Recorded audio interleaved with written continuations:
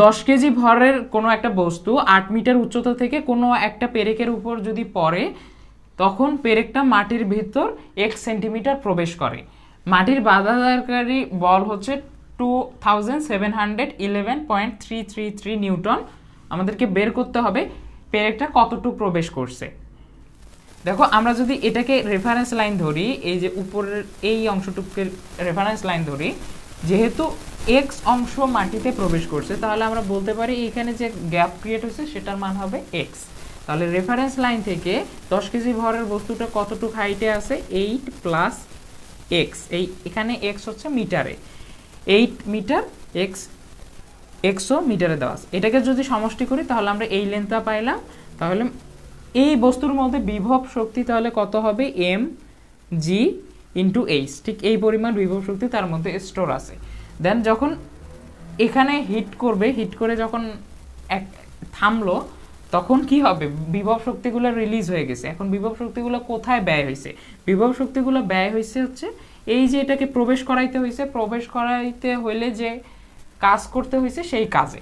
দেখো তো প্রবেশ করার ক্ষেত্রে কাজের পরিমাণটা আমরা কিভাবে নির্ণয় করব, আমরা কোন বলের বিরুদ্ধে কাজ করছি, এই যে গড় বাধাদানকারী বল, এই বলের জন্য আমাদেরকে কাজ করতে হয়েছে। তাহলে এই বলের পরিমাণ লিখলাম, তার সাথে কতটুকু অংশ প্রবেশ করাইছে এক্স, তাহলে এফ ইন্টু এস দিয়ে কাজ নির্ণয় করে, ঠিক সেই কাজ আমরা নির্ণয় করলাম। এখান থেকে দেখো আমরা যদি ক্যালকুলেশন করি, এম এর মান দেওয়া আছে 10 কেজি, জি হচ্ছে 9.8,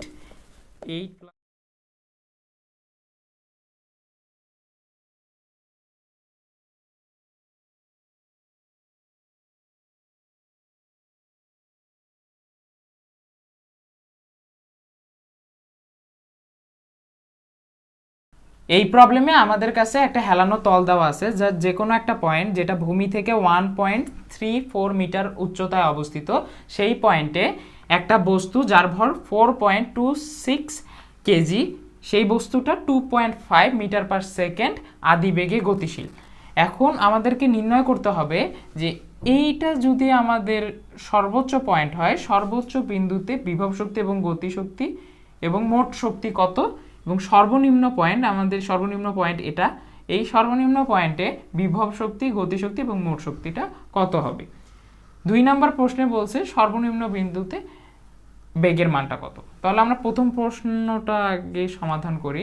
প্রথম প্রশ্নে প্রথম ম্যাথ, সর্বোচ্চ বিন্দু এই পয়েন্টে আমরা ফার্স্টে বিভব শক্তি নির্ণয় করি। দেখো এখানে পটেনশিয়াল এনার্জিটা হবে এম জি এইচ, এখানে এম হচ্ছে 4.26, জি হচ্ছে 9.8 এবং এইচ হচ্ছে 1.34 মিটার। তাহলে এটা যদি আমরা ক্যালকুলেট করি 4.26.9.8 ইন্টু 1.34, তাহলে আমরা পাচ্ছি 55.94 জুল। এখন এখানে কাইনেটিক এনার্জি কত হবে, হাফ এম ভি স্কোয়ার। তাহলে এখানে হাফ, ভর হচ্ছে 4.26, বেগ হচ্ছে 2.5, তার উপর স্কোয়ার। তাহলে এটা যদি হিসাব করি, হাফ 4.26 2.5 তার উপর স্কোয়ার, তাহলে 13.31 জুল। তাহলে আমাদের ঠিক এই পয়েন্টে টোটাল এনার্জি কত হবে, এই দুটোকে যদি আমরা যোগ করি, তাহলে দেখো 55.94 প্লাস 13.31, তাহলে হচ্ছে 69.25 জুল। এটা হচ্ছে আমাদের মোট এনার্জি, এটা কাইনেটিক এনার্জি, এবং এটা হচ্ছে পটেনশিয়াল এনার্জি। এখন সেকেন্ড পার্টটাতে আসি, সর্বনিম্ন বিন্দুতে, ঠিক এই পয়েন্টে। দেখো এই পয়েন্টে যখন আসবো, এই পয়েন্টে আমরা রেফারেন্স ধরে কাজ করছি, রেফারেন্স ধরে এই লাইনটাকে রেফারেন্স ধরে কিন্তু আমরা পটেনশিয়াল এনার্জি এত পাইছি। যদি এখানে আমার বস্তুটা থাকে সর্বনিম্ন বিন্দুতে, তাহলে এখানে আমরা পটেনশিয়াল এনার্জি অবশ্যই কত পাবো, 0 পাবো, কারণ কি এম জি এইচ, এখানে এইচ এর মানটা 0, তাহলে পুরোটাকেই 0 হবে। এখানে কাইনেটিক এনার্জিটা কত হবে, দেখো সর্বনিম্ন বিন্দুতে গতিশক্তি, গতিশক্তি কাইনেটিক এনার্জির ক্ষেত্রে দেখো বিভব শক্তি যেহেতু নাই, বাট টোটাল এনার্জি কিন্তু সেম থাকবে, এখানে যা এখানেও তা, কারণ ঘর্ষণের কোনো কথা বলা নেই। তাহলে ঘর্ষণের যদি কোনো কথা না বলা থাকে, তাহলে আমরা বলতে পারি টোটাল এনার্জিটাই কাইনেটিক এনার্জিতে হবে, শক্তির লস নাই, শক্তি সংরক্ষণশীলতা নীতি অনুযায়ী কাইনেটিক এনার্জি হবে এত।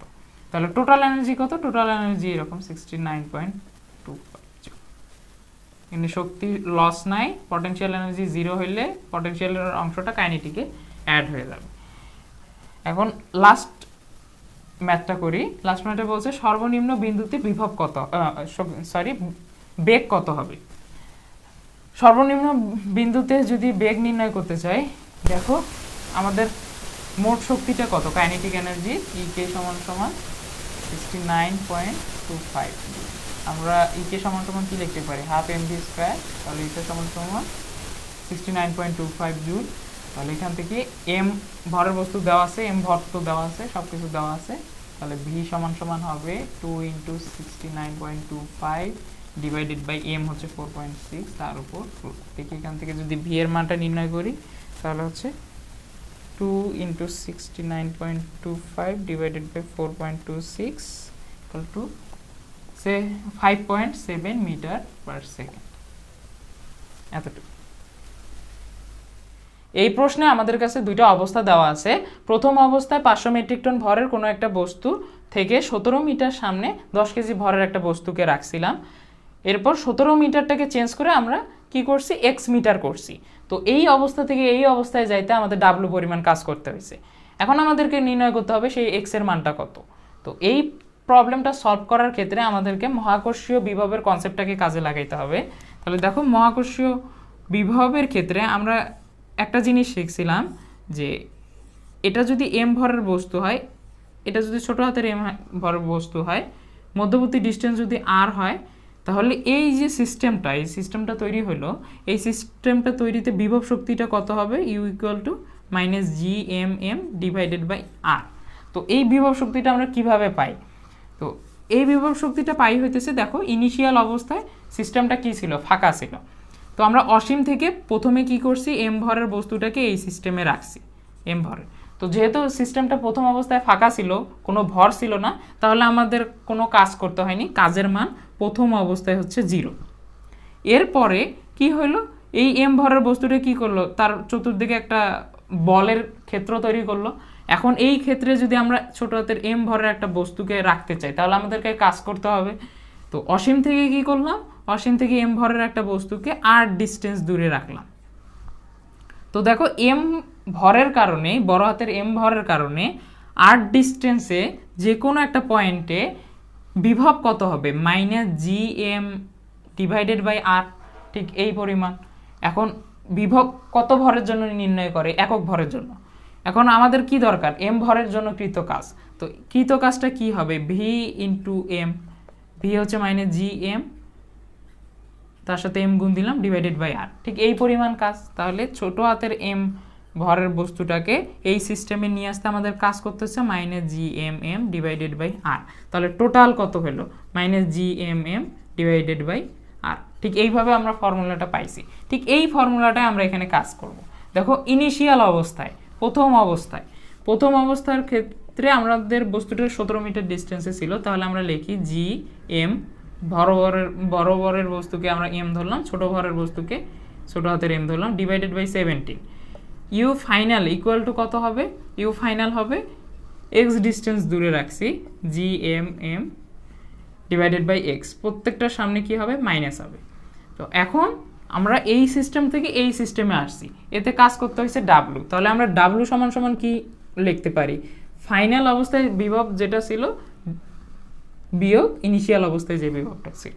তাহলে এটা যদি ক্যালকুলেশন করি তাহলে দেখো কি পাইতেছি, W equal to minus G M M divided by X, মাইনাসে মাইনাসে plus G M M divided by 17।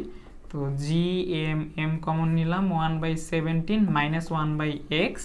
এখানে ডাব্লুর মান দেওয়া আছে 1.14719 এরকম, dot dot into 10 to the power -5 into G এর মান আমরা জানি কনস্ট্যান্ট 500 500 10 টু দি পাওয়ার 3।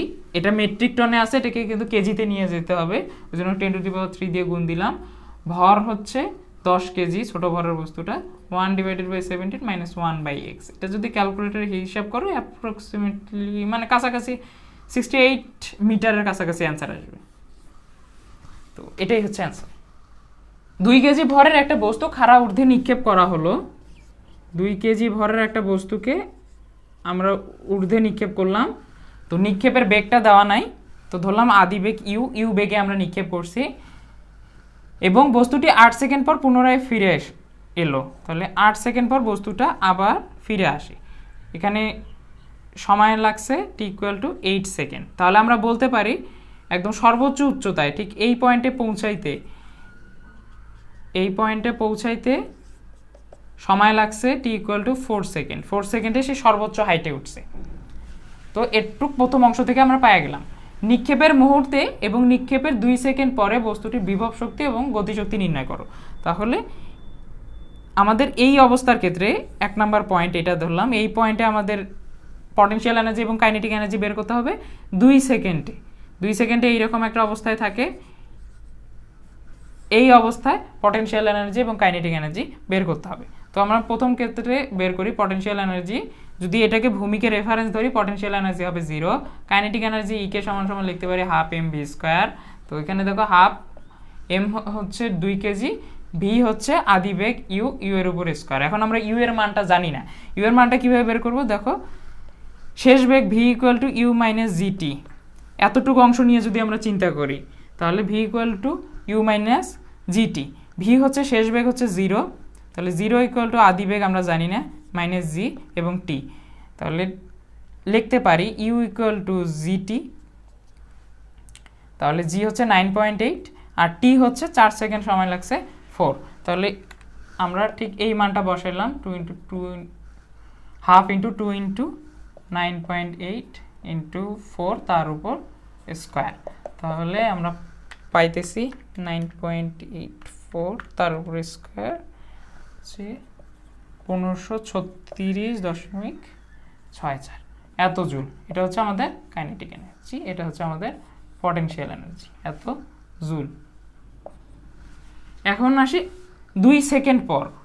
ফার্স্টে আমাদেরকে বের করতে হবে 2 সেকেন্ড পর সে কত উচ্চতায় ওঠে, এটা যদি আমরা বের করতে পারি তাহলে আমরা বিভব শক্তিটা বের করতে পারবো। তো আসলে ফার্স্টে আমরা উচ্চতাটা বের করি, 2 সেকেন্ড পরে তার উচ্চতাটা কত, তাহলে আমরা লিখতে পারি H is equal to U T minus half G T square. আদি বেগ আমরা এখান থেকে পাইছি 9.8 ইন্টু 4, 2 সেকেন্ডের কথা বলছি এই জন্য 2 দিয়ে গুণ দিলাম, হাফ 9.8 ইন্টু 2 এর উপর স্কোয়ার। তাহলে আমরা একটু যদি ক্যালকুলেট করি,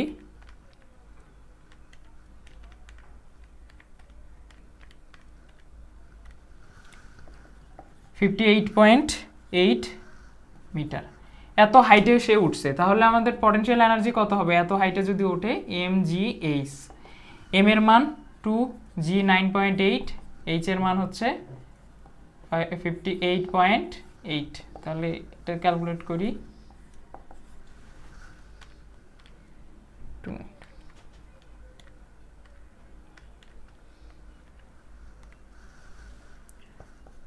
1152.48।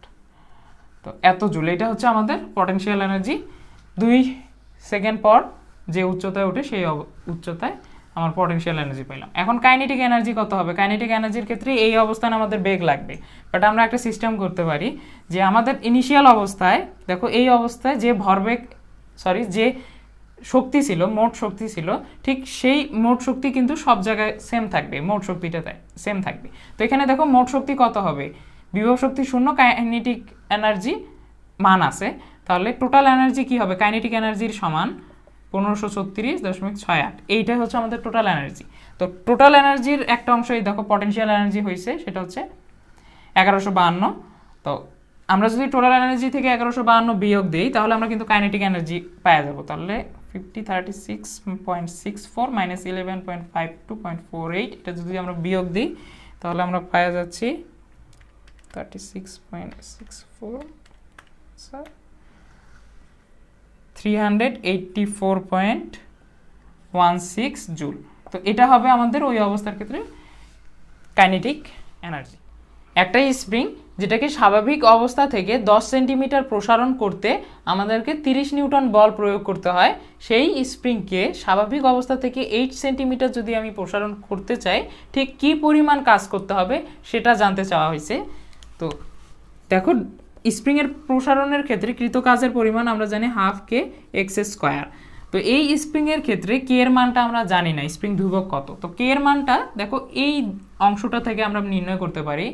কে এফ সমান সমান আমরা কি জানি, কে এক্স, তাহলে কে ইকুয়াল টু কী হবে এফ বাই এক্স। এখানে দেখো প্রযুক্ত বল হচ্ছে 30 নিউটন এবং কতটুক বাড়াইতে চাই 0.1 মিটার বাড়াইতে 30 নিউটন বলের প্রয়োজন হয়, তাহলে আমাদের কে এর মান দাঁড়াচ্ছে 300 নিউটন পার মিটার। তো এখন আমরা কে এর মান পেয়ে গেছি, তো এখানে মানটা বসাই হাফ কে এক্স কত হবে এখন 0.08, এতটুক বাড়ানোর জন্য কৃত কাজ। তো সেন্টিমিটার আছে মিটার করলাম তার উপর স্কোয়ার, তাকে একটু হিসাব করলে 0.96 জুল এতটুক কাজ করতে হবে।